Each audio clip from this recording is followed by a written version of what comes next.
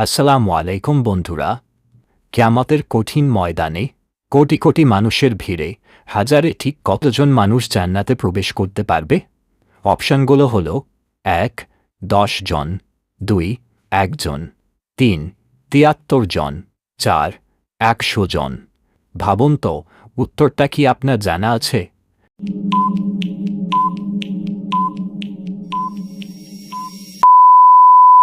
সঠিক উত্তরটি জানার আগে এখনই চ্যানেলটি সাবস্ক্রাইব এবং পেজটি ফলো করে আমাদের সাথেই থাকুন। বন্ধুরা, সঠিক উত্তরটি শুনলে আপনি চমকে উঠবেন। সঠিক উত্তরটি হচ্ছে ২ ১ জন।